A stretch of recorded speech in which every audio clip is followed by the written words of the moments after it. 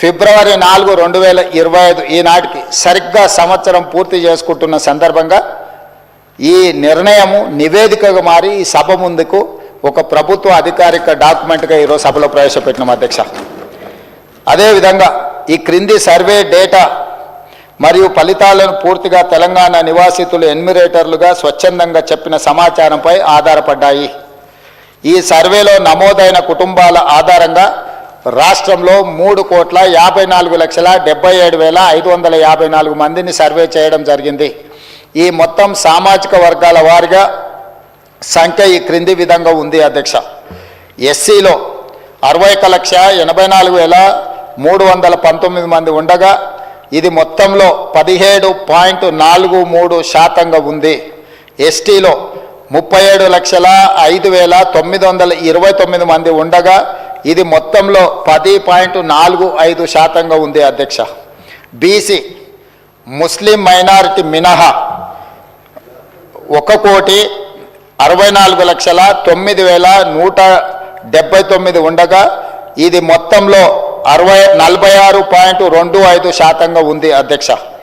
ముస్లిం మైనారిటీలో బీసీలు 35,76,588 ఉండగా ఇది మొత్తంలో 10.08% ఉంది అధ్యక్ష. ముస్లిం మైనారిటీలో ఉన్న బీసీలను కలుపుకుంటే మన రాష్ట్రంలో మొత్తం బీసీలు 56.33% ఉంది అధ్యక్ష. రాష్ట్రంలో ఈరోజు ప్రభుత్వం అమలు చేస్తున్న బీసీ రిజర్వేషన్లు ABCDE ఈ అన్ని గ్రూప్లలో 56.33% ఈరోజు బీసీ జనాభా ఉన్నదని చెప్పి నివేదిక మనకు తెలుపుతున్నది అధ్యక్ష. ముస్లిం మైనారిటీలో ఓసీలు 8,80,424 ఉండగా ఇది మొత్తంలో 2.48% ఉంది. ముస్లిం మైనారిటీలో మొత్తం 44,57,012 మంది ఉండగా ఈ మొత్తంలో 12.56% మైనారిటీ జనాభా ఉంది అధ్యక్ష. ఓసీలు 47,21,115 ముస్లిం మైనారిటీలు మినహా ఉండగా ఇది మొత్తంలో 13.31% ఉంది అధ్యక్ష. ఓసీలో ఉన్న ముస్లిం మైనారిటీలను కలుపుకుంటే మొత్తం ఓసీలు 56,01,539 మంది ఉండగా ఇది మొత్తంలో 15.79% ఉంది అధ్యక్ష. ఈ సర్వే ద్వారా సేకరించిన డేటాను షెడ్యూల్డ్ కులాలు, షెడ్యూల్డ్ తెగలు, వెనుకబడిన తరగతులు మరియు రాష్ట్రంలో ఇతర బలహీన వర్గాల సంక్షేమానికి విధానాలను రూపకల్పన చేయడానికి ప్రభుత్వం ఉపయోగిస్తుంది. ఈ చర్య సమానత వృద్ధి పట్ల ప్రభుత్వ నిబద్ధతను మరియు తెలంగాణ ప్రజల భిన్న అవసరాలను తీర్చే పద్ధతిని ప్రతిబింబిస్తుంది. ఇది డేటా ఆధారిత సమగ్రత మరియు పారదర్శకత ప్రాతిపదిక నడిచే పాలనకు నూతన దశ ప్రారంభాన్ని సూచిస్తుంది అధ్యక్ష.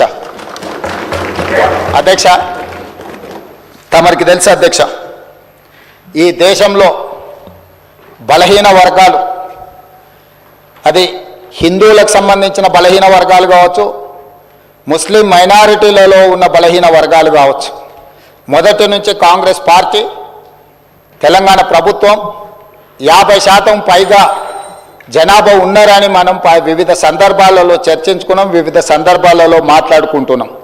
కానీ ఈ లెక్కలకు సహేతుకత కానీ ఒక పారదర్శకమైన ప్రభుత్వ పాలసీ డాక్యుమెంట్ కానీ లేకపోతే ప్రభుత్వం ఒక క్రమ పద్ధతిలో సేకరించిన సమాచారం కానీ లేకపోవడం వల్ల ఎవరికి వాళ్ళు ఏదో ఒక నెంబర్తో ఏదో ఒక చర్చల ద్వారా చర్చించుకున్నప్పుడు స్థానిక సంస్థల రిజర్వేషన్ల విషయంలో కావచ్చు, విద్యా ఉద్యోగ రిజర్వేషన్లు కావచ్చు, అమలు చేయాలన్నప్పుడల్లా కూడా న్యాయస్థానాలలో మనకు కొంత ఇబ్బందికరమైన పరిస్థితులు ఉన్నాయి అధ్యక్ష.